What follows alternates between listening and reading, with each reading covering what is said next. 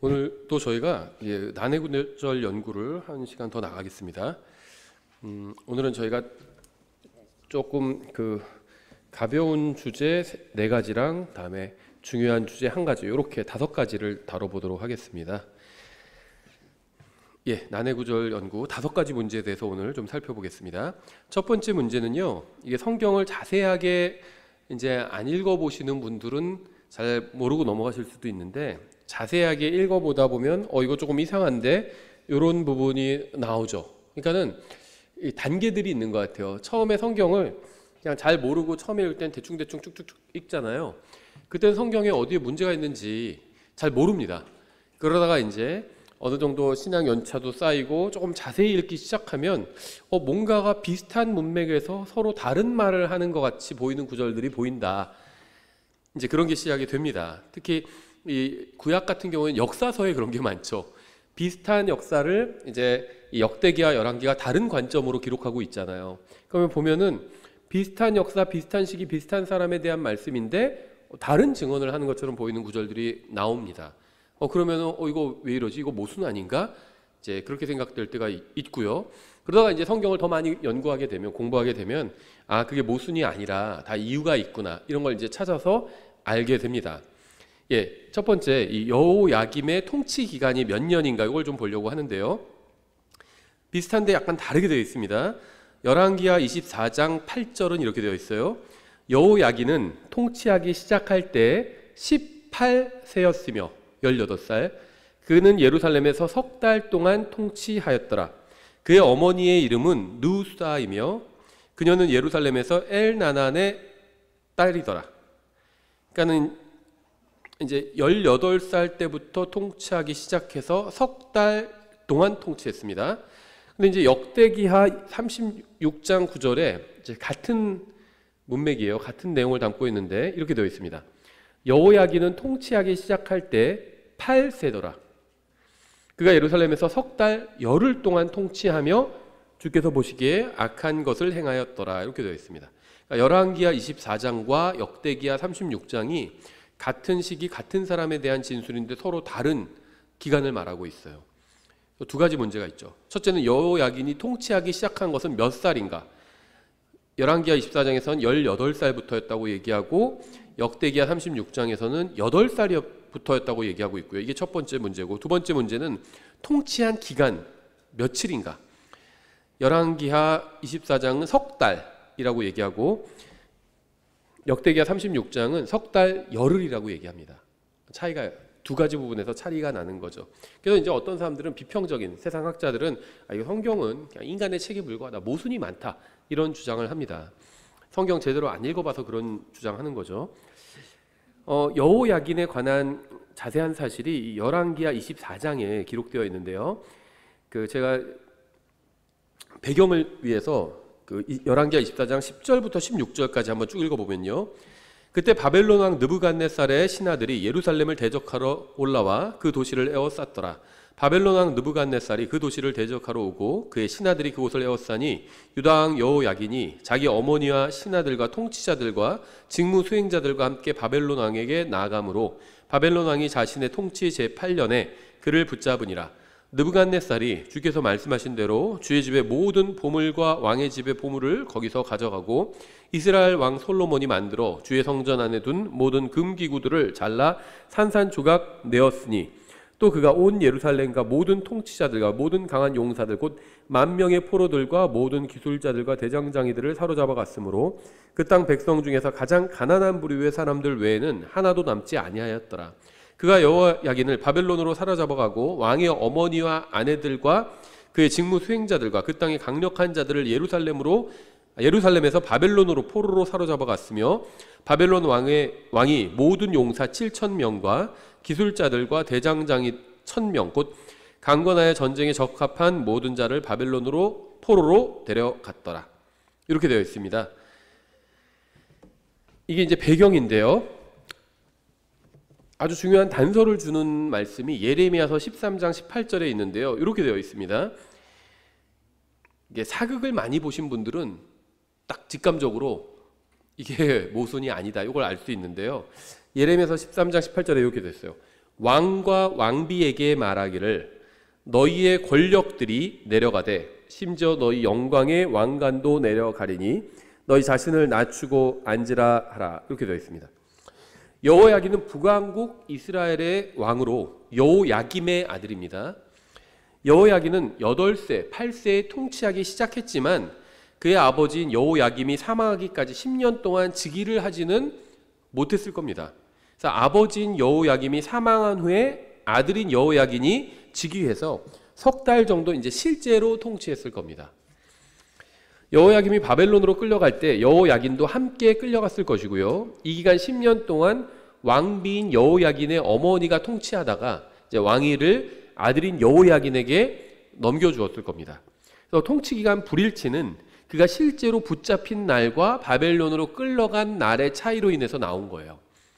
열왕기하 24장에서는 그가 붙잡힌 날을 기록했고 역대기하 36장은 그가 바벨론으로 끌려간 날을 기록한 것으로 보입니다.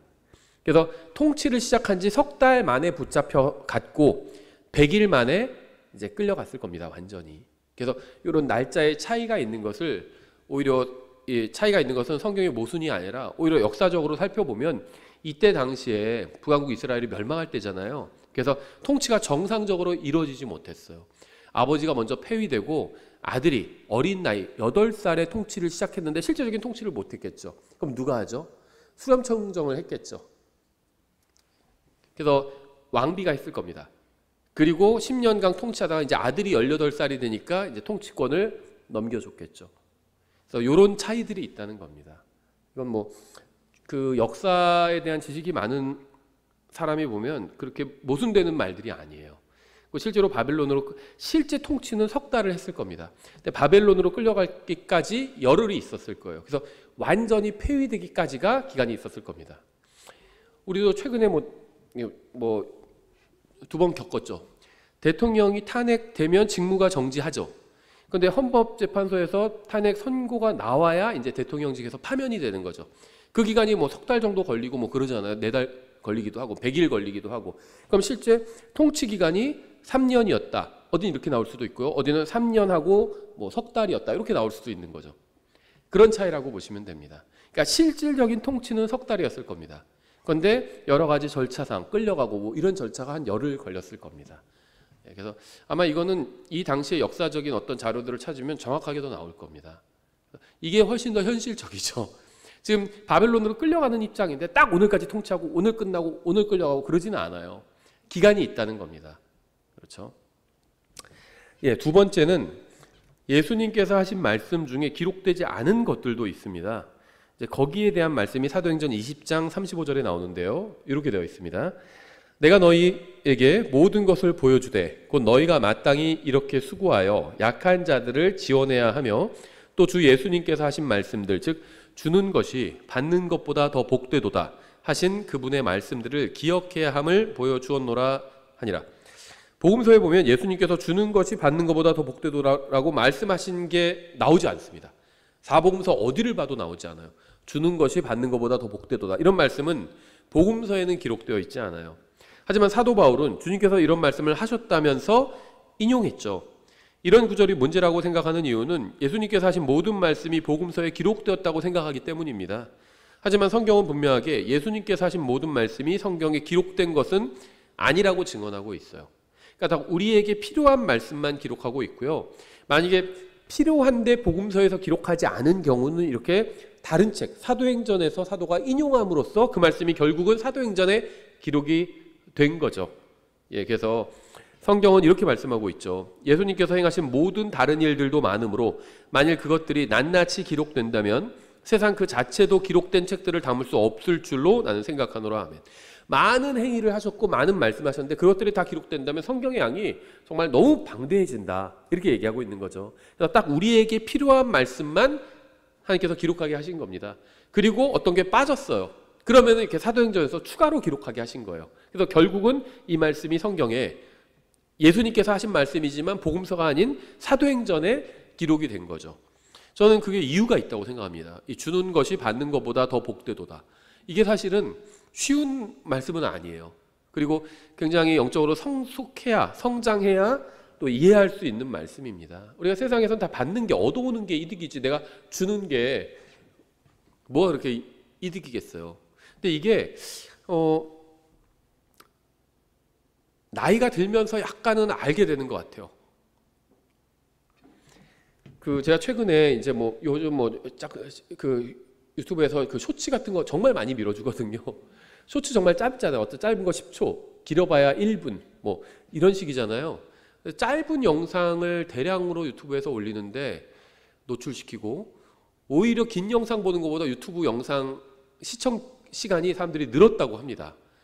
쇼츠가 부담 없으니까 계속 보는 거예요, 쇼츠를.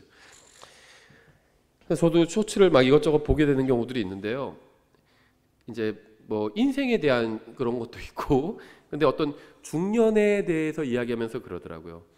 젊었을 때는 막 많은 것을 내가 소유하고 뭐 갖고 얻어내고 이제 그게 좋은 줄 알고 살았는데, 나이가 들다 보니까 이제 좀 덜어내는 게 좋은 것 같다, 그런 얘기를 하는데 개인적으로 공감이 많이 됐습니다.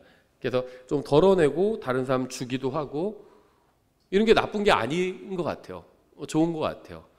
왜냐하면은 언젠가는 이제 인생이 빈손으로 가야 되잖아요. 근데 뭐 다 갖고 갈 수는 없잖아요. 그러니까는 적당히 덜어내고 하는 것들이 필요한 것 같아요. 근데 이제 이 말씀은 그런 걸 더 뛰어넘는 거라고 생각합니다. 이건 뭐냐면요, 하나님과 인간의 관계에서 하나님은 항상 주시는 분입니다. 인간은 항상 받는 위치에 있죠. 근데 우리가 지금 제가 누리고 있는 것, 여러분이 누리고 있는 것, 우리가 누리고 있는 것 중에 하나님께로부터 받지 않은 것이 없잖아요. 다 하나님께서 허락해 주셔서 내가 무엇인가를 누리고 있는 거죠. 하나님께서 나에게 주셨습니다. 나는 받았어요. 그럼 누가 더 복되죠? 인간적인 관점에서 내가 받았으니까 내가 복될 것 같지만, 하나님이 복의 근원이시고 복된 분이죠. 그래서 주는 것이 받는 것보다 더 복되도다, 이렇게 말씀하신 겁니다.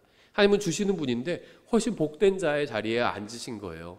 그래서 우리도 하나님께서 우리에게 주신 것들을 또 나눠준다면, 그러면 우리도 복된 자리에 앉을 수 있는 거죠.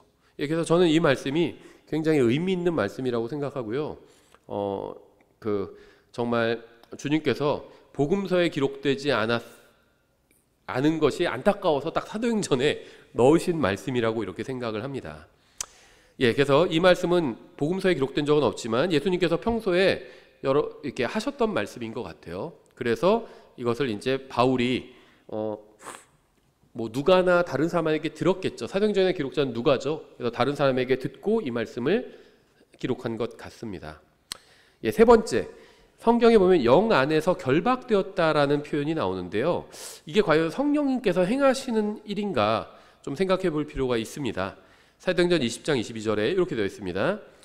보라, 이제 내가 예루살렘에서 내게 닥칠 일들을 알지 못한 채 영 안에서 결박되어 거기로 가노라. 사도 바울이 하는 말입니다. 자기가 예루살렘을 가는데 이제 자기가 굉장히 예루살렘으로 가야 하는 뭐 결심을 했다, 아니면 부담을 가지고 있다. 우리식으로 말하면 그런 표현인데, 사도 바울은 영 안에서 내가 결박되어 있다, 이런 표현을 합니다. 과연 이 표현이 이제 무엇을 의미하는 걸까요? 사도행전 21장, 그 다음 장 21장 4절에 이렇게 되어 있습니다. 우리가 거기서 제자들을 만나 이레를 머물매 그들이 성령을 통해 바울에게 그가 예루살렘으로 올라가서는 안 된다고 말하더라. 11절, 우리에게 와서는 바울의 띠를 가져다가 자기 손발을 묶고 이르되 성령님께서 이같이 말씀하시기를 예루살렘에서 유대인들이 이 띠의 임자를 이같이 묶어 이방인들의 손에 넘겨주리라 하시느니라 하므로. 그러니까 사도행전 20장의 기록만 보면 성령님께서 바울을 예루살렘으로 가도록 인도하신 것처럼 보이기도 합니다. 그래서 바울이 영 안에서 결박되었다. 그러니까 이게 무슨 뭐 하나님의 뜻 같이 그렇게 보이죠. 하지만 21장을 보면 바울이 예루살렘으로 가는 것은 성령님의 뜻이 아니었음이 명백합니다. 성령님께서 다른 대언자들 또 다른 사람들을 통해서 바울에게 말씀하셨죠. 가지 말라고, 가면 이렇게 결박될 것이다. 성령님께서 그렇게 말씀하신 겁니다. 그럼 20장에서 나오는 영은 성령님이 아니라는 겁니다. 그렇죠? 왜 이런 게 나오냐면요, 이게 사실은 우리나라 말로는 별 문제가 없어 보일 수도 있는데요, 영어로는 둘 다 스피릿이에요. 하나는 대문자고 하나는 소문자인 경우도 있고, 대문자면 대부분이 성령님을 말하는 거죠. 근데 소문자라도 성령님을 말하는 경우들도 있어요. 그래서 그 영어 킹제임스 성경을 보는 사람들 중에서는 여기서 이 영 안에서 내가 결박되었다 이 표현을 이거를 성령님께서 그렇게 강권하시는 것으로 이해하는 사람들이 있습니다. 그래서 특히 이제 칼빈주의자들이 그런 생각들을 하죠. 아, 나는 이렇게 하기 싫지만 뭐 성령님께서 강권하셔서 내가 한다. 미안하지만 성령님은 그런 분이 아니에요. 대부분은 그런 분이 아닙니다. 자신의 사람을 통해서 말씀을 선포하게 하시죠.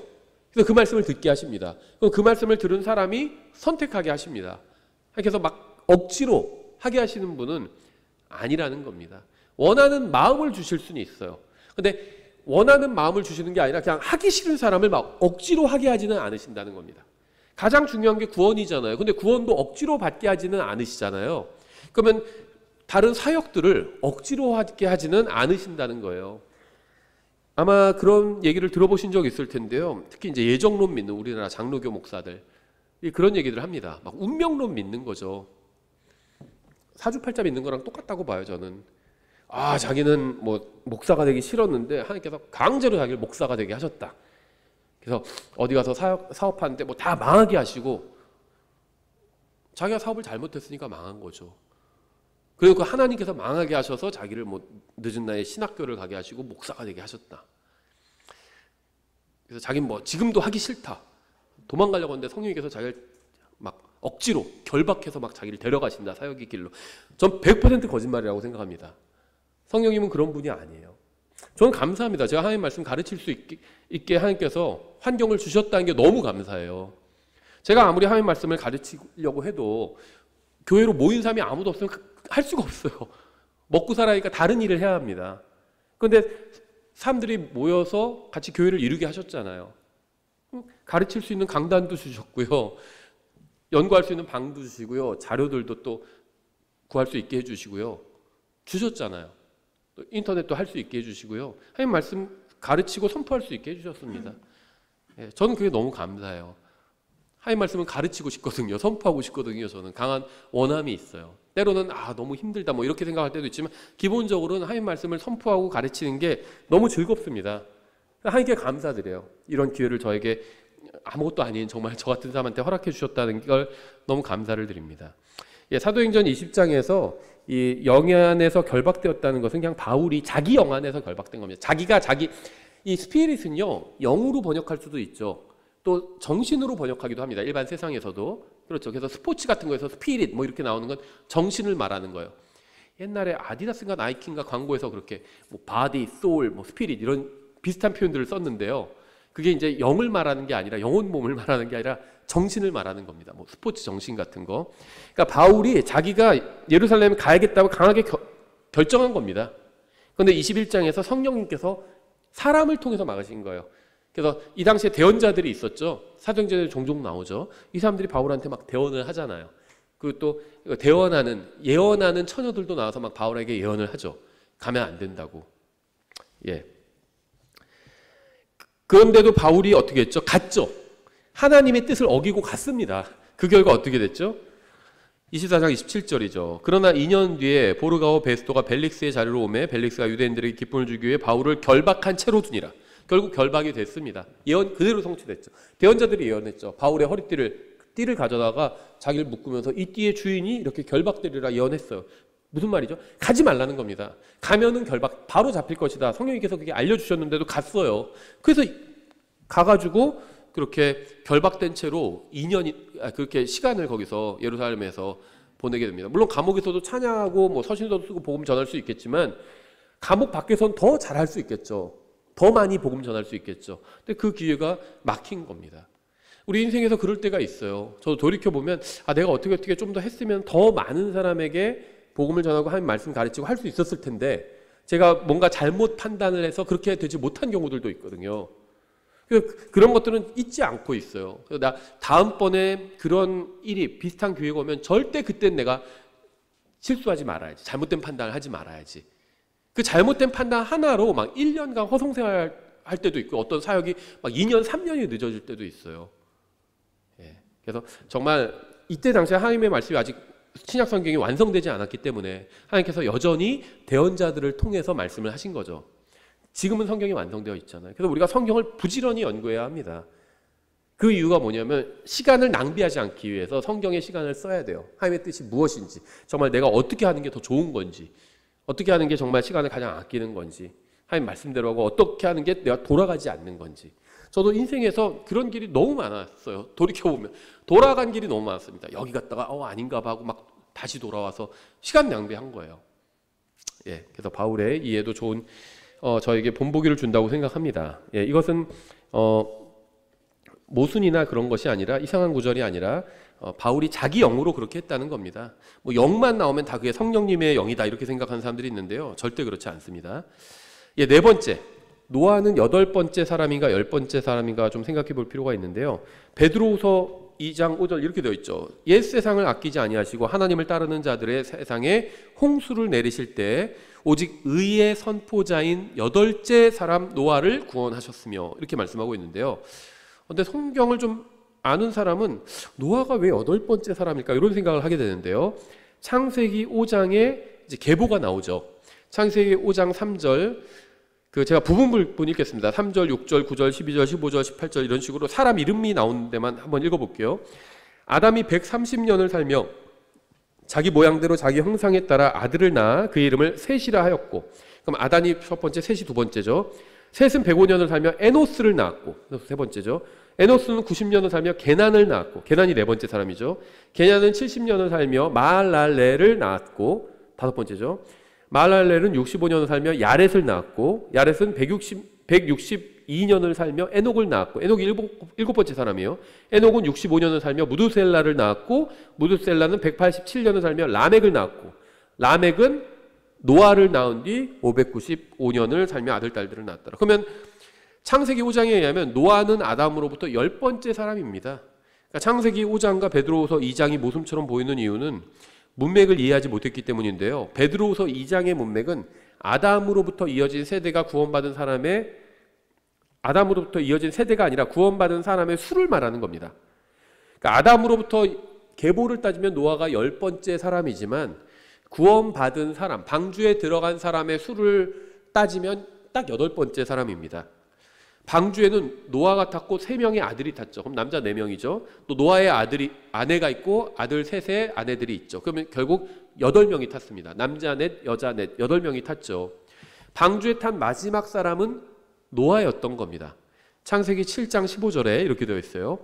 속에 생명의 숨이 들어있는 모든 육체 중에서 2마리씩 노아에게 와서 방주로 들어갔는데, 들어간 것들은 하나님께서 그에게 명령하신 대로 모든 육체의 수컷과 암컷이더라. 그것들이 들어가며 주께서 그를 안에 넣고 닫으시니라. 여기서 말하는 그는 노아를 말하는 거죠. 그런데 노아가 마지막으로 들어갔습니다. 그래서 주께서 그를 안에 넣고 닫으시니라. 주께서는 방주 안에서 기다리고 계셨다가 또 방주 밖에서 다 태우시고, 노아를 마지막으로 태우시고 쾅 문을 닫으신 겁니다. 그리고 봉인하셨겠죠, 물이 들어가지 않게. 그래서 노아가 8번째 사람이에요. 노아의 가족 7명 플러스 노아 자신함의 8번째고, 노아를 마지막으로 하나님께서 넣으시고 문을 쾅 닫으셨기 때문에, 그래서 노아가 8번째 사람입니다. 그래서 베드로후서에서는 홍수 이야기를 하고 있죠. 그래서 이것은 노아의 방주에 몇 번째로 탔는가? 8번째로 탔다, 그 얘기를 하고 있는 거지, 아담으로부터 몇 대 손이냐 이 얘기를 하는 것은 아니라는 겁니다. 뭐 이게 그렇게 큰 문제인가 이렇게 생각하실 수 있는데요, 이거 성경의 모순, 오류 이런 걸로 나오는 구절이에요. 대표적인 구절입니다. 그래서 제가 소개해 드리는 거고요. 예, 그 다음에 이제 마지막으로 믿음으로 구원받는가 행위도 필요한가? 우리는 뭐 이 문제에 대해서 충분히 정리를 했는데요, 다른 이 세상에선 이게 성경의 모순으로 소개되는 구절입니다. 그래서 예를 들면 어떤 사람 뭐 그런 얘기까지 해요. 저는 거짓말이라고 생각하는데 뭐 한 30년 전에 돌던 얘기예요. 뭐 슈퍼컴퓨터에 딱 로마서와 야고보서를 넣었더니 뭐 모순이라고 나온다, 이렇게 얘기를 하는데 전 지어낸 얘기라고 생각합니다. 그 이상의 데이터가 없어요. 자료가 없어요. 뭐 어떤 컴퓨터에 누가 어떻게 언제 넣었는지 그런 자료를, 그런 이야기가 없어요. 지어낸 얘기 같아요. 근데 어쨌든 간에 사람들이 모순이라고 주장하는 구절들이고요, 또 이 구절들을 잘못 이해해서 많은 이단 교리가 나오기도 했습니다. 먼저 로마서 3장 27절 28절 이렇게 되어 있죠. 그러면 자랑할 것이 어디 있느냐? 그것은 배제되었느니라. 없다는 거죠. 무슨 법으로냐? 행위의 법으로냐? 아니라 오직 믿음의 법으로니라. 그러므로 28절, 우리는 사람이 율법의 행위 없이 믿음으로 의롭다 인정받는다고 결론을 내리노라. 자, 지난번에도 말씀드렸는데요. 율법이라고 하니까 자꾸 무슨 종교적인 거 이런 것만 생각하는데 그냥 법률입니다.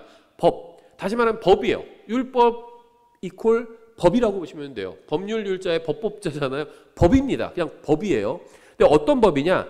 하나님의 법이라는 겁니다. 그렇게 생각하시면 돼요. 그러니까 성경에 나오는 여러 종류의 법들이 나오는데요.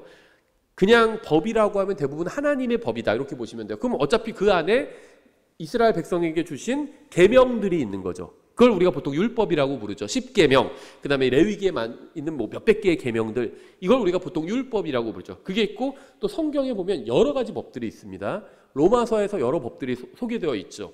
작용하는 어떤 원칙들인 거예요. 그걸 우리가 법칙이라고 그러죠. 그런 법들이 있는데요. 하나님의 법, 하나님께서 정해놓으신 이 정도면 의롭다라고 하시는 그런 행위로도 구원받을 수 없다는 겁니다. 사람은. 하나님 앞에서 의롭다고 인정받을 수 없다는 거예요. 그러면 하나님의 법에서 정해진 행위를 하고도 의롭다고 인정받지 못한다면 사람이 그냥 자기 멋대로 이 정도 행하면 의롭겠지 이런 걸로는 택도 없다는 겁니다. 그럼 사람은 어떻게 해서 하나님 앞에서 의롭다고 인정받을 수 있냐? 오직 믿음으로만 가능하다는 겁니다. 하나님이 예수님께서 네 죄값을 다 갚아주셨다. 그래서 이걸 믿으면 넌 깨끗하니까 너를 의롭다고 해주겠다. 이걸 믿음으로 받아들이면 그 사람은 의롭다는 겁니다. 그 외엔 방법이 없다는 거예요. 이게 로마서 3장의 결론이죠. 사람이 어떻게 구원받는지 어떻게 의롭게 되는지에 대한 결론이 로마서 3장에 나와 있죠. 근데 문제는 야고보서 2장이죠. 야고보서 2장 14절 내 형제들아 사람이 자기가 믿음이 있다고 말하면서 행위가 없으면 그것이 무슨 유익을 주겠느냐? 믿음이 그를 구원할 수 있느냐? 24절 그런즉 너희가 보는 바와 같이 사람이 행위로 의롭다고 인정받고 믿음만으로 인정받지 아니하느니라. 사람이 의롭다고 인정받기 위해서 믿음만으로는 안 된다. 행위가 있어야 된다. 이렇게 얘기하고 있죠. 그래서 이 구절을 두 개가 모순이다 이렇게 주장을 하고요. 실제로 개혁자들은 특히 마틴 루터 같은 경우에 훌륭한 종교개혁자지만 이 야고보서를 대단히 싫어했습니다. 그래서 야고보서를 지푸라기 서신 이렇게 부르기도 했죠. 불에 던져버리고 싶다. 너무 싫다. 이렇게 불렀습니다. 그래도 번역은 했어요. 루터 성경에서 야고보서 2장을. 야고보서를. 하지만 대단히 싫어했습니다. 왜냐하면 루터는 야고보서 2장의 문맥을 이해하지 못했기 때문에 그런 겁니다. 성경을 이해하는데 가장 방해가 되는 것은 바로 선입견입니다. 많은 사람들이 성경에서 말씀하시는 그대로 성경을 이해하는 것이 아니라 자신이 미리 생각한 틀에 맞춰 성경을 해석합니다. 전 성경이 믿음을 통해 은혜로 받는 구원을 가르친다고 믿습니다. 사람은 하나님의 은혜로 구원받는다고 믿습니다. 전 사람이 자신의 행위나 업적이나 능력이나 가능성을 통해서 구원받는 것은 불가능하다고 믿습니다. 어느 누구도 하나님의 은혜를 떠나서 자신의 능력만으로는 구원받을 수가 없습니다. 그렇다면 예수님께서 십자가 위에서 죽으실 이유가 없었죠. 하늘나라에 가기에 합당한 사람은 단 한 사람도 없어요. 영원한 생명을 받기에 합당한 사람은 아무도 없습니다. 만일 누군가 영원한 생명을 받았다면 그것은 하나님의 은혜로 받은 것임에 틀림없습니다. 하지만 다른 한편으로는 구원받은 사람은 어떠한 경로를 통해서는 그가 구원받았다는 사실이 밖으로 드러나야 한다고 믿습니다. 야고보서와 로마서가 서로 다른 주장을 하는 것처럼 보이는 이유는 사람 안에 있는 믿음을 보는 대상이 다르기 때문이에요. 이것을 이해하기 위해서는 야고보서의 문맥을 살펴봐야 되는데요. 제가 먼저 결론적으로 말씀드리면 로마서는 하나님의 관점으로 이야기하고 있는 겁니다. 그래서 모든 사람이 죄를 지어 지옥에 가게 되었다. 이건 사람의 관점이죠. 죄를 지었으니까 지옥에 가야죠. 벌을 받아야죠. 근데 하나님의 관점은 그게 아니에요. 하나님은 위에 계시죠. 셋째 하늘에. 모든 사람이 죄를 지어 하나님의 영광에 이르지 못했다는 겁니다. 하나님께서는 사람이 죄를 짓지 않아서 하나님의 영광에 이르는 사람이 있는지 보시는 것, 이게 하나님의 관점입니다. 그러니까 로마서는 하나님의 관점으로 보면 보여요. 성경 다른 곳에서는 노아, 다니엘, 욥이 의인이라고 부르고 있죠. 근데 로마서는 의인은 없나니 한 사람도 없도다 이렇게 말씀하고 있죠. 구약 성경에서 노아, 다니엘, 욥을 의인이라고 부르는 건 사람의 관점으로 봤을 때 의롭다는 거예요. 그 사람들이 대단히 훌륭한 사람 이렇게 부르는 겁니다. 하지만 로마서는 하나님의 관점이에요. 하나님의 관점으로는 의로운 사람이 단 한 명도 없습니다. 그래서 제가 항상 로마서 3장 복음 전할 때 3장 23절, 3장 10절 이런 거 보여주면서 선생님은 하나님 앞에서 죄인입니다. 이 말의 의미는 선생님이 다른 사람보다 못하다는 얘기가 아니라 하나님 앞에서는 죄인이라는 겁니다. 하나님께서는 선생님의 마음도 다 보시거든요. 그래서 하나님 앞에서 무결점하지 않다는 겁니다. 결점이 있다는 겁니다. 잘못이 있다는 겁니다. 흠이 있다는 겁니다. 이 얘기를 해주거든요. 그러니까 로마서는 하나님의 관점을 보여줘요. 하나님의 관점에서 의로운 사람이 하나도 없습니다. 누구도 하나님의 영광에 이르지 못했어요. 하나님 앞에서는 하나님은 모든 사람의 마음속 동기까지 보십니다. 마음을 막 꿰뚫어서 그 동기 근원까지 다 보시는 분이에요. 그러니까 하나님 앞에서 나는 깨끗하다고 말할 수 있는 사람이 아무도 없습니다. 난 그냥 무익한 종입니다. 이렇게밖에 말할 수밖에 없어요. 내가 무엇을 주님을 위해서 한 것도 그 동기까지도 다 보신다는 겁니다. 거기에 점 하나도 정말 자기의 이기심이 없는지 그것까지도 보신다는 거예요. 그래서 다른 말로 하면 뭐라고 표현하죠? 성경은 하나님 앞에서 그냥 벌거벗은 채 드러난다고 얘기하고 있잖아요. 감출 수도 없어요. 그냥 내가 포장할 수도 없어요. 그래도 내가 이건 정말 전적으로 제가 주님께 다 드린 겁니다. 이렇게 얘기할 수도 없다는 겁니다. 벌거벗은 채 드러나요. 하나님 앞에서는 그냥 하나님께서 의롭다고 인정해 주시는 방법밖에 하나님 앞에서 의로워질 수 있는 방법이 없다는 겁니다. 그래서 로마서는 하나님의 관점으로 얘기하고 있어요. 하나님께서 보실 때는 인간의 행위에 감동하지 않으신다는 겁니다. 아무리 대단한 행위를 해도 하나님은 거기에 감동하거나 막 환호성을 지르지 않으신다는 거예요. 어떤 것을 보고 하나님께서 놀라실까요? 와, 대단하다. 저 사람 정말 대단하다. 하나님께서 그럴 만한 행위가 있을까요? 인간이 무슨 그렇죠. 그런 행위가 있을까요? 아무리 많은 걸 갖다 드린다 해도 하나님께서 막 놀라시고 막 기뻐하시고 막 즐거워하실까요? 너무 좋아하실까요? 막 밤에 잠을 못 자실 정도로 좋아하실까요? 누가 헌금을 막 1,000억을 했대 어떤 재벌이고 막 하나님 막 좋아하실까요? 막 의미가 없죠. 하나님께 의미가 없습니다. 하나님은 모든 걸 소유하신 분이에요. 근데 사람한테는 감동을 주겠죠. 누가 나한테 밥 사주고 맛있는 거 사주고 그거 막 고마운 느낌이 들고 그러잖아요. 사람은 그래요. 야고보서는 사람의 기준으로 기록되어 있어요. 사람의 관점을 보여줍니다. 사람이 보기에는 그냥 난 믿어서 의롭게 되었어. 그러면 감동이 없어요. 느낌이 안 와요. 근데 이 사람이 정말 어떤 다른 사람한테 밥도 사주고 어려운 것도 도와주고 막 그러면 그게 감동이 오죠. 그 얘기를 하고 있는 겁니다. 한번 제가 그 문맥을 야고보서 2장의 문맥을 읽어보면 2장 10절에 이렇게 되어 있습니다. 누구든지 온 율법을 지키다가 한 조목이라도 어기면 모든 것에서 유죄가 되나니 간음하지 말라 하신 분께서 또한 살인하지 말라 하셨은즉 이제 내가 비록 간음하지 아니하여도 살인하면 율법을 범한 자가 되느니라. 너희는 자유의 법에 의해 심판받을 자들처럼 말하고 행하라. 긍휼을 베풀지 않는 자는 긍휼 없는 심판을 받으리라. 긍휼은 심판을 이기고 기뻐하느니라. 내 형제들아, 사람이 하나님의 관점 나오지가 않아요. 사람이 자기가 믿음이 있다고 말하면서 행위가 없으면 그것이 무슨 유익을 주느냐? 믿음이 그를 구원할 수 있겠느냐? 만약 형제나 자매가 헐벗고 일용할 양식이 없는데 너희 중에 누가 그들에게 이르되 평안히 떠나가라, 너희는 따뜻하게 하고 배부르게 하라 하고는 몸에 필요한 그것들을 너희가 그들에게 주지 아니하면 그것이 무슨 유익을 주느냐? 이같이 믿음도 행위가 없으면 그것만으로는 죽은 것이니라. 참으로 어떤 사람은 이르되, 말한다는 거죠. 너는 믿음 있고 나는 행위가 있으니 내 행위가 없는 내 믿음을 내게 보이라. 믿음을 보여달라는 겁니다. 나는 내 행위로 내 믿음을 내게 보이리라. 사람에게 믿음을 보이는 문제를 얘기하고 있어요. 여기서는. 그럼 뭘로 보이죠? 행위로 보이죠. 자기 예수님 믿는다고 그러는데 교회도 안 가요. 성경도 안 읽어요. 기도도 안 해요, 보면. 그럼 우리가 그 사람 보고 믿는다고 생각할까요? 믿지 않는다고 생각하겠죠. 다른 사람에게는 내 믿음을 보일 수 있는 방법이 행위로 보여주는 것밖에 없습니다. 야고보서는 그 얘기를 하고 있어요. 나는 내 행위로 내 믿음을 내게 보이리라 하느니라. 내가 한 하나님이 계시는 줄 믿으니 잘하는도다. 마귀들도 믿고 떠느니라. 그러나 오 허무한 사람아, 행위 없는 믿음이 죽은 것인 줄 내가 알고자 하느냐. 우리 조상 아브라함이 자기 아들 이삭을 제단 위에 드릴 때 행위로 의롭게 되지 아니하였느냐. 내가 보거니와 믿음이 그의 행위와 함께 일하고 행위로 믿음이 완전하게 되지 아니하였느냐. 이에 아브라함이 하나님을 믿으니 그것을 그에게 의로 인정하셨느니라 하시는 성경 기록이 성취되었고 그는 하나님의 친구라 불리었느니라. 그런즉 너희가 보거니와 사람이 행위로 의롭게 되고 단지 믿음만으로 되지 아니하느니라. 또한 이와 같이 창녀 라합이 사자들을 받아들이고 그들을 다른 길로 보냈을 때 행위로 의롭게 되지 아니하였느냐. 영이 없는 몸이 죽은 것 같이 행위 없는 믿음도 죽었느니라. 먼저 이 문맥에서 중요한 부분이 무엇인지 보면요, 14절에 사람이 자기가 믿음이 있다고 말하면서입니다. 난 믿음이 있어. 이런 얘기를 누구한테 말할까요? 다른 사람에게. 하나님께가 아니라 다른 사람에게 말하는 겁니다. 16절 너희 중에 누가 그들에게 이르되, 말하는 겁니다. 18절 참으로 어떤 사람은 이르되, 말하는 겁니다. 다른 사람한테 말하는 거예요. 나 믿음 있어. 나도 믿어. 이런 얘기하는 겁니다. 근데 교회는 안 나가. 성경도 안 읽고. 그럼 그 사람을 보고 저 사람 진짜 믿나? 이렇게 생각 안 한다는 거죠. 다른 사람들은. 하나님은 아세요. 누가 정말 구원받는데 교회도 안 나가고 성경도 안 읽고 그랬는데도 불구하고 정말 믿는지 그건 하나님은 아십니다. 근데 사람은 몰라요. 그래서 이 문맥은 자신이 무엇인가를 가지고 있다고 말하는 사람에 관한 것입니다. 본문은 자신이 믿음을 가지고 있다고 말만 하는 사람에 관해서 증언하고 있어요. 하지만 그의 삶에는 그의 말을 입증해 줄 어떠한 증거가 없습니다. 하나님을 사랑하지도 않고 성경을 믿지도 않고 죄를 회개해 본 적도 없고 교회 다니지도 않고 사악한 삶을 살면서 자신이 기독교인이라고 주장하는 사람들도 있습니다. 저 그런 사람 많이 봤어요.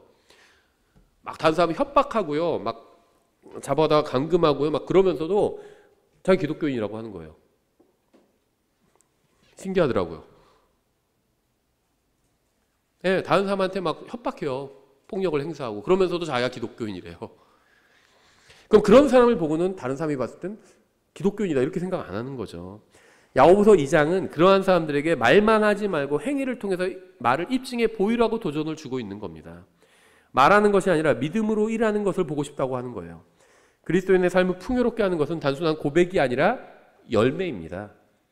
14절에서 사람이 말하고 16절에서도 누군가가 말하면 18절에서도 어떤 사람이 말합니다. 야고보서 2장은 14절부터 26절까지 한 사람이 마음속에는 아무것도 가지고 있지 않은 채 다른 사람에게 말만 하는 것을 다루고 있어요. 그래서 20절에 그러나 오 허무한 사람아 행위 없는 믿음이 죽은 것인 줄 내가 알고자 하느냐 이렇게 말씀하시는 거죠. 이 말씀은 구원받은 사람이 아닌 허무한 사람에 대해서 하시는 말씀입니다. 베인맨이에요. 베인맨. 허무한 사람. 마음을 다해서 주님을 믿으면 구원받습니다.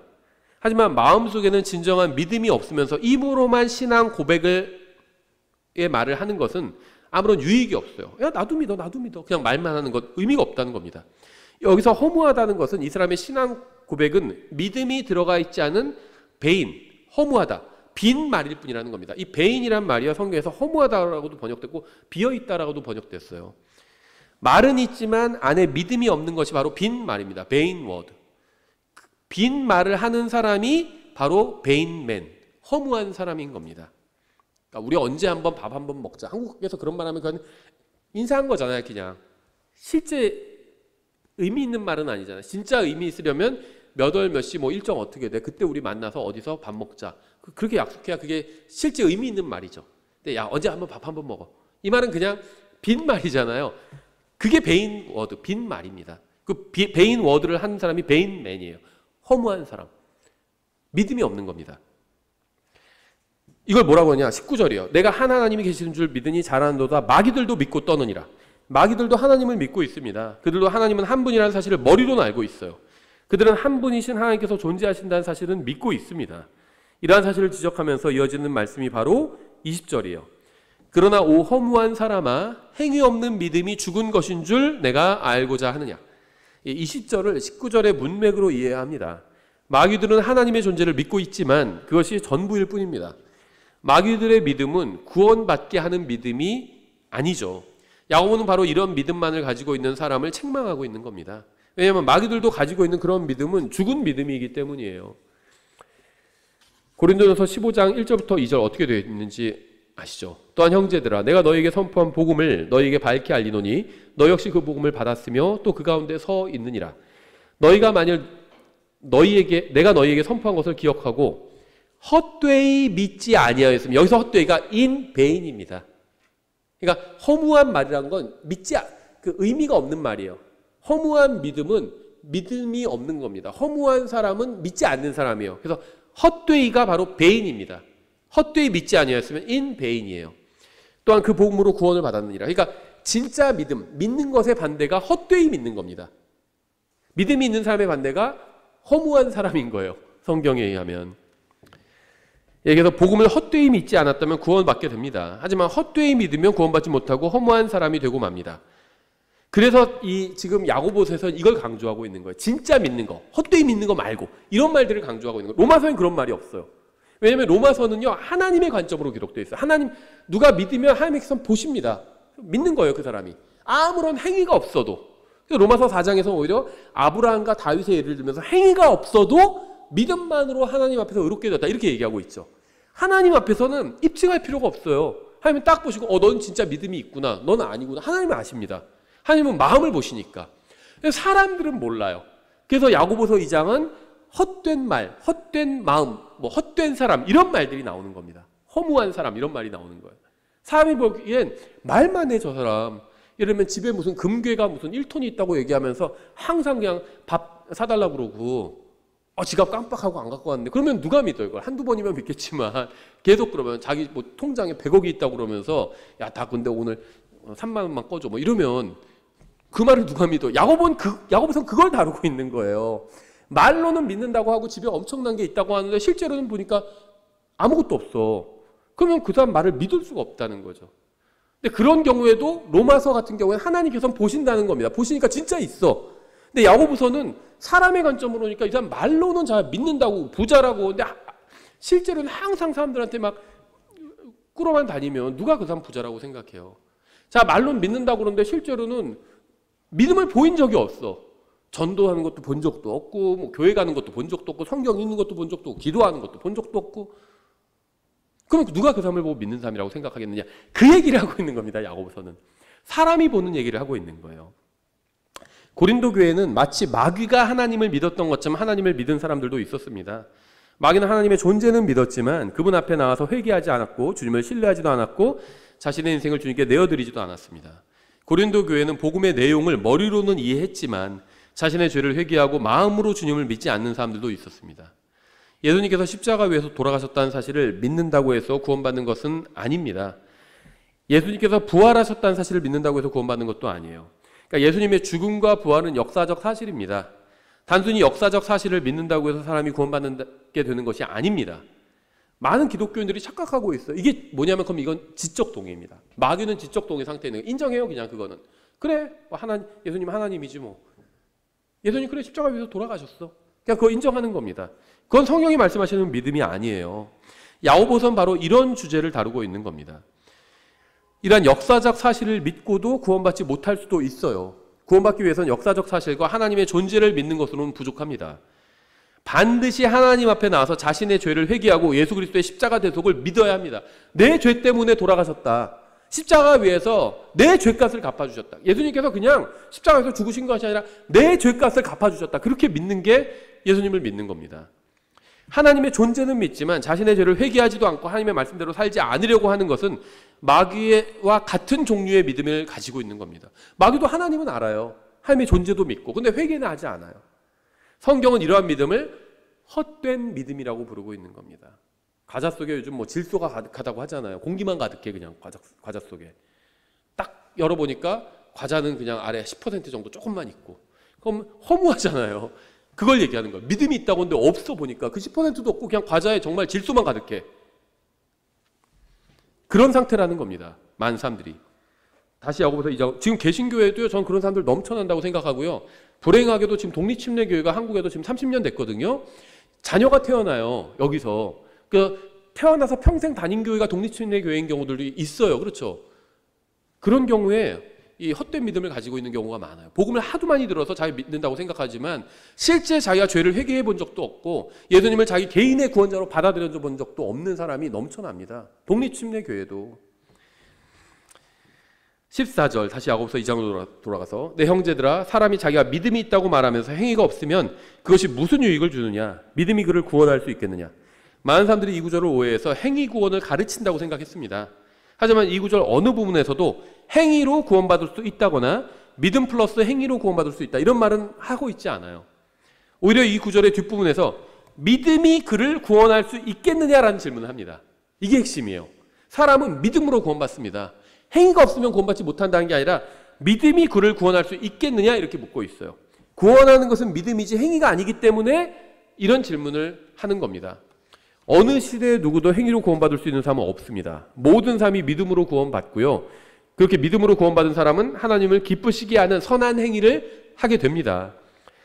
15절 만일 형제나 자매가 헐벗고 일용할 양식이 없는데 너희 중에 누가 그들에게 이르되 평안히 떠나가라 너희는 따뜻하게 하고 배부르게 하라 하고는 몸에 필요한 그것들을 너희가 그들에게 주지 아니하면 그것이 무슨 유익을 주겠느냐. 여기도 같은 이야기를 하고 있어요. 마음이 없는 말만으로는 아무런 유익을 줄 수 없다는 겁니다. 음식을 먹지 못해서 배가 고픈 사람이 있죠. 그 사람이 그러한 사정을 뻔히 알면서도 그저 말로만 배부르게 뭐라고 또 드시라고 이야기하는 것은 아무 유익이 없다는 겁니다. 배고픈 사람에게 음식을 배부르게 먹으라고 말하는 것은 바른 말일지는 모르지만 말만 하고 아무것도 주지 않는다면 헛된 말이라는 겁니다. 그렇죠. 하나님을 믿는다고 하면서 죄를 회개하지도 않고 하나님의 구원의 선물을 마음으로 받아들이지도 않는다면 아무리 하나님의 존재를 믿는다고 해도 그 믿음이 그를 구원해 줄 수는 없습니다. 진심으로 믿는 사람은 자신의 죄를 회개하고 예수 그리스도의 십자가 대속을 믿습니다. 그리고 믿음은 거기서 만족하지 않고 계속해서 하나님을 위해서 살려고 하면서 행위로 자신의 믿음을 드러내려고 합니다. 자기가 정말 믿는다는 걸 드러내고 싶어요. 믿음은. 구원하는 믿음은 구원까지만 인도하는 것이 아니라 구원받은 사람답게 사는 데까지도 인도합니다. 하나님의 아들로 태어났다는 것은 아들로 태어났으니까 됐다가 아니라 이제 아들답게 살 수 있다는 의미가 있어요. 누가 왕자로 태어났는데 예를 들면 뭐 100일 때 죽었어요. 그럼 왕자로 태어난 게 그 사람한테 무슨 의미가 있어요? 비록 100일로 죽긴 했지만 뭐 왕자로 태어났으니까 의미 있는 인생이었다. 이렇게 얘기할 사람이 누가 있습니까? 왕자로 태어났다는 게 의미를 가지려면 왕자로 살아야 의미가 있고 또 통치권을 받아야 의미가 있는 거죠. 왕자로 태어나기만 하면 무슨 소용이 있어요? 그 얘기를 하고 있는 거예요. 야고보서에서는.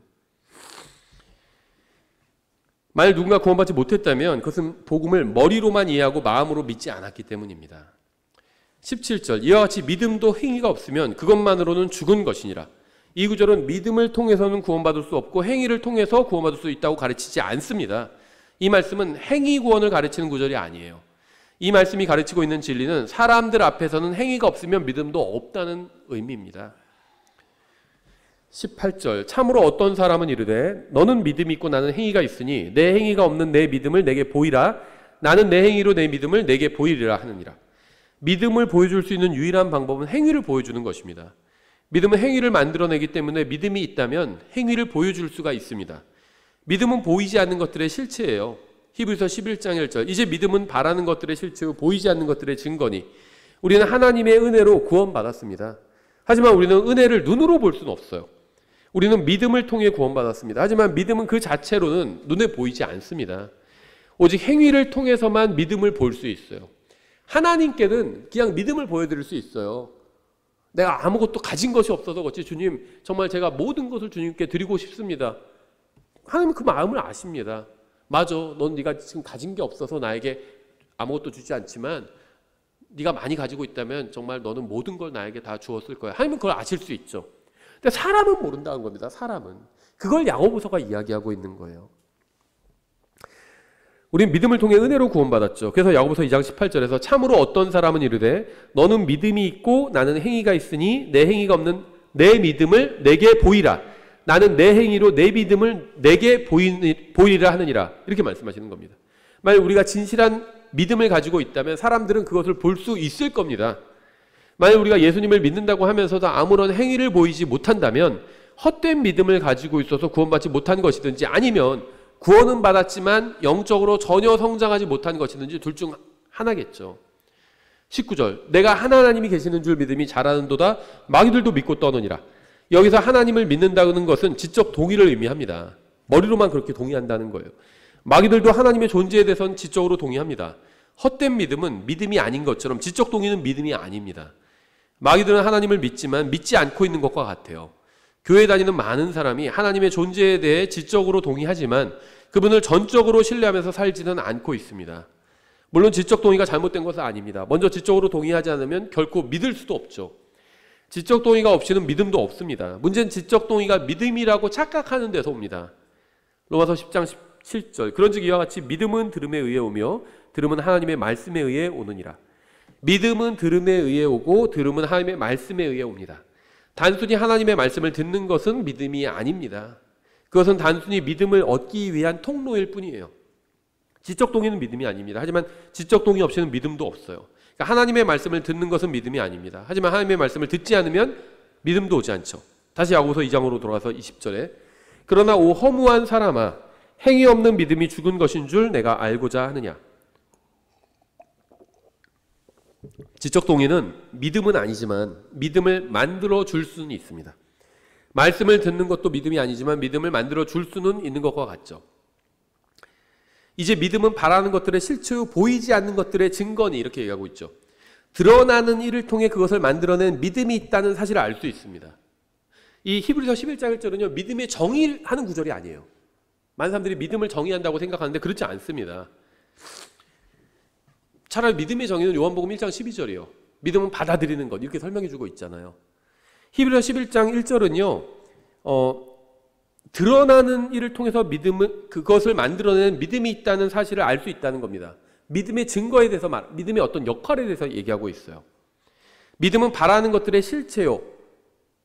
보이지 않는 것들의 증거니. 믿음이 증거라는 겁니다. 4절에 믿음으로 아벨은 가인보다 더욱 뛰어난 희생물을 하나님께 드리고 그것으로 말미암아 자기가 의롭다는 증거를 얻었으니 하나님께서 그의 예물들에 대하여 증언하시느니라. 그가 죽었으나 믿음으로 여전히 말하고 있느니라. 아벨이 어떻게 자기의 믿음을 입증했죠? 희생물을 드림으로 입증했잖아요. 그렇죠? 그래서 그 예물들에 대해서 하나님께서 증언해 주고 계시죠. 뭐라고 증언하시는 거죠? 아벨은 믿음이 있다. 이거를 증언해 주시는 거죠. 무엇에 대한 믿음이죠? 하나님의 말씀에 대한 믿음이죠. 하나님께서 뭐라고 말씀하셨을까요? 성경에 기록되어 있지는 않지만 우리가 충분히 추측할 수 있죠. 하나님 앞에 나와서 죄 용서를 받으려면 어린 양의 피를 가지고 와야 된다. 이렇게 말씀하셨겠죠. 아벨은 그 말씀을 믿었습니다. 그래서 어린 양의 피를 가지고 희생물을 가지고 하나님 앞에 나왔고 하나님은 그것으로 말미암아 아벨의 증거가 있다고 증언해 주신 겁니다. 근데 가인은 어땠죠? 하나님의 말씀을 듣고도 그대로 안 했어요. 그건 그냥 하나님의 생각이지. 내 생각에는 내가 열심히 수고해서 그 농산물을 가지고 하나님 앞에 갖다 드리는 게 훨씬 더 좋을 것 같아요. 그래서 이 농산물은요, 자기의 의를 상징합니다. 어린 양의 피는 희생을 상징해요. 어린 양의 희생. 근데 농산물은요, 자기 의를 상징합니다. 그래서 열심히, 농부가 그 산물을 얻으려면 열심히 수고해야 되죠. 1년 동안 수고해야 되잖아요. 그래서 자기 의를 상징합니다. 그걸 갖고 하나님 앞에 나아갑니다. 그래서 하나님께서는 가인 보고 가인이 수고하지 않았다 이렇게 말씀하신 게 아니라 가인은 믿음이 없다라고 증언하신 겁니다. 하나님의 말씀을 안 믿었으니까. 가인과 아벨은 둘 다 어린 양에 대해서 알고 있었어요. 이것이 바로 지적 동의입니다. 가인과 아벨은 둘 다 하나님과 아담과 이브로부터 어린 양에 대해 들었습니다. 둘 다 어린 양에 관한 하나님의 말씀을 들었어요. 아벨은 자신이 들은 하나님의 말씀을 마음을 다해서 믿었습니다. 그래서 그의 믿음에서 어린 양을 희생물로 드리는 행위가 나온 것입니다. 이것이 바로 야고보서 2장에서 말씀하시는 거예요. 5절에 믿음으로 에녹은 옮겨져서 죽음을 보지 아니하였으니 하나님께서 그를 옮기셨으므로 그들이 찾지 못하였느니라. 그는 옮겨지기 전에 하나님을 기쁘게 하였다는 이 증언을 가졌느니라. 에녹은 의의 설교자였습니다. 그는 다가오는 심판에 관해서 설교했어요. 그는 다가오는 형벌을 피할 방법에 관해서 설교했습니다. 이게 유다서에 나오죠. 에녹의 시대에 살던 사람들은 머리로는 하나님에 대해서 알고 있었습니다.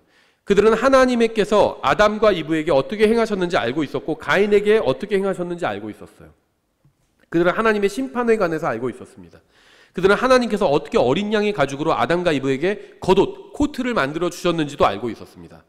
하나님께서 어떻게 아벨을 받아주셨는지도 알고 있었습니다. 그들은 하나님의 은혜에 대해서도 들어서 알고 있었습니다. 그들은 지적 동의를 했고 에녹이 선포하는 하나님의 말씀도 들었습니다. 에녹은 홍수가 나기 전에 믿음으로 하나님을 기쁘시게 해드렸어요. 복음을 선포했잖아요, 사람들에게. 7절 믿음으로 노아는 아직 보지 못한 일들에 대해 하나님으로부터 경고를 받고 두려움으로 움직여 방주를 예비함으로 자기 집을 구원하였으니 그것으로 말미암아 그는 세상을 정죄하고 믿음으로 말미암아 의의 상속자가 되었느니라. 노아는 믿음으로 방주를 만들었습니다. 20절 믿음으로 이삭은 다가올 일들에 관하여 야곱과 에서를 축복하였으며 이삭은 믿음으로 아들들을 축복했습니다. 그는 믿음으로 무엇인가 행한 겁니다. 이게 야고보서 2장의 문맥이에요. 21절 믿음으로 야곱은 죽을 때 요셉의 아들들을 축복하고 자기 지팡이 머리에 의지하여 경배하였으며 믿음으로 요셉은 죽으면서 이스라엘 자손들이 떠날 것에 대하여 말하고 자기 뼈들에 관해 명령을 주었느니라. 믿음으로 모세의 부모는 그가 태어났을 때 석 달 동안 그를 숨겼으니 그가 특이한 아이인 것을 그들이 보고 왕의 명령들을 두려워하지 아니하였느니라.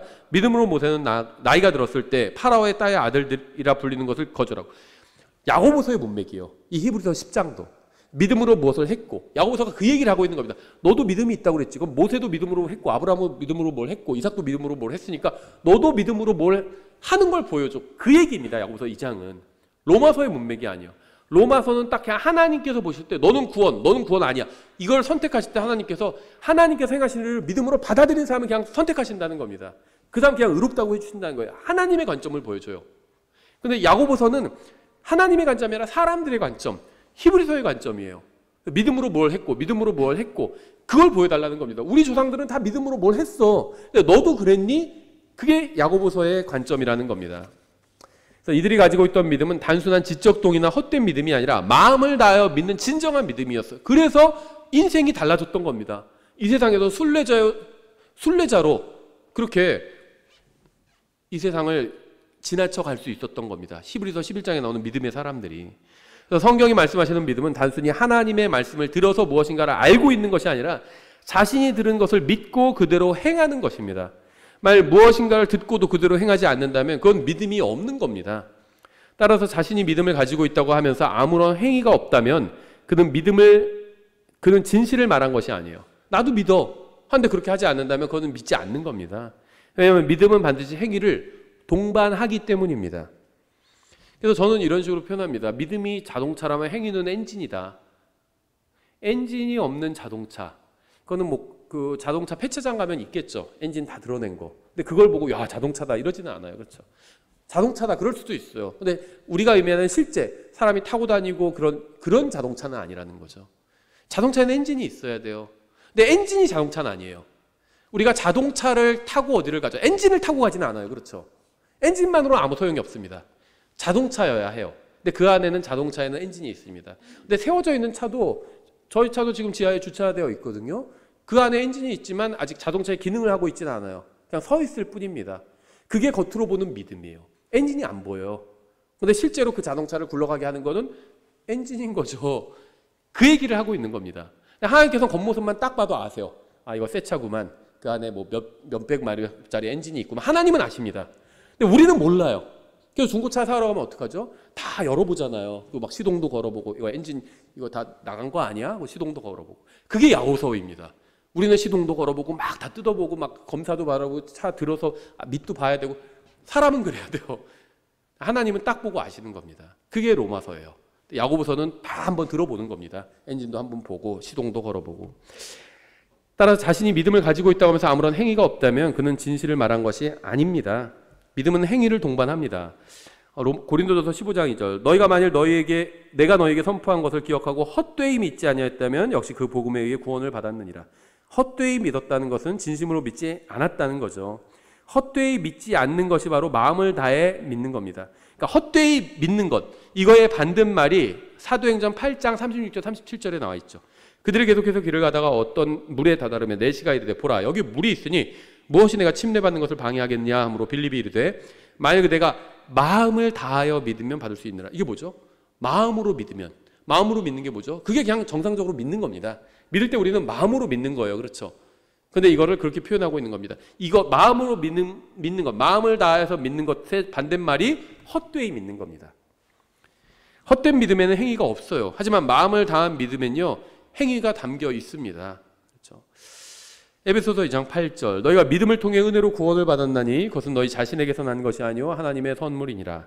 행위로 구원받았다는 말의 의미는 하나님의 은혜를 베풀어 주시 않으시면, 그러니까 은혜로 구원받았다는 말의 의미는 하나님께서 은혜를 베풀어 주지 않으시면 누구도 하늘나라에 갈 수 없다는 것을 의미합니다. 믿음을 통해 구원받았다는 말의 의미는 하나님 앞에서 자신의 죄를 회개하고 예수 그리스도를 구원자로 믿는 것을 의미합니다. 이렇게 성경대로 구원받은 사람은 그 사람이 가지고 있는 믿음에서 하나님을 기쁘시게 하는 선한 행위가 나오게 됩니다. 그래서 결론적으로 말씀드리면 중요한 것이 무엇이냐, 뭐 다른 사람 생각할 것도 없고요. 자기 자신을 한번 돌아보세요. 나는 믿음의 증거들을 가지고 있는가? 그 증거 뭐냐면 행위거든요. 나는 하나님을 기쁘시게 하는 행위를 한 적이 있는가? 하나라도. 하나도 없다. 그거 한번 돌아보세요. 나 진짜 진심으로 마음을 다해서 복음을 내가 믿은 적, 예수님을 믿은 적이 있는가? 그건 자기만 확인할 수 있어요. 다른 사람은 모르거든요. 확인해 보셔야 됩니다. 예, 성경은 단 한 번도 행위로 구원받을 수 있다고 말씀하신 적이 없습니다. 구원은 언제나 믿음을 통해 은혜로 받습니다. 하지만 동시에 성경은 구원받은 사람은 선한 행위를 통해서 자신을 구원한 믿음이 드러나게 해야 된다고 말씀합니다. 우리는 믿음으로 구원받는데 우리의 믿음을 행위로 드러내야 해요. 이 세상에서. 성경에 의하면 행위를 생산해낼 수 없는 믿음은 결코 믿음이 아닙니다. 엔진인데 작동이 안 돼요. 그러면 그거는 죽은 엔진이죠. 죽은 엔진은 없는 것과 똑같습니다. 그렇죠? 예, 이것을 이해하지 못하기 때문에 사람들은 헛된 믿음으로 구원받으려고 하고 살아가려고 하면서 매번 결국 실패하는 겁니다. 진심으로 마음을 다해서 복음을 믿어야 됩니다. 하나님 앞에서 내가 정말 죄인이고 예수님의 십자가 대속이 아니었다면 나는 지옥에 갈 수밖에 없었고, 근데 예수님께서 십자가에서 바로 내 죄값을 다 갚아주셨다. 내가 이걸 믿는 겁니다. 그러면요, 그 믿음에선 행위가 나오게 돼요. 근데 행위가 아무것도 없다. 그럼 한번 스스로를 의심해 보라는 겁니다. 예, 오늘 여기까지 보겠습니다. 기도하고 찬양하고 마치겠습니다. 하나님 아버지, 주님께서 주신 말씀으로 인해 감사드립니다. 정말 주님의 말씀은 진리고 확실한데 정말 주님의 말씀을 제대로 공부하지 않은 사람들이 주님의 말씀에 오류가 있다고 주장을 합니다. 저희가 깨어서 주님의 말씀을 열심히 읽고 연구해서 정말 이런 사람들의 입을 닫게 하고, 또 저희가 안에 가지고 있는 이 믿음을 또 저의 행위를 통해서 드러낼 수 있도록 주님 도와주시기 원합니다. 예수님의 이름으로 기도드렸습니다. 아멘.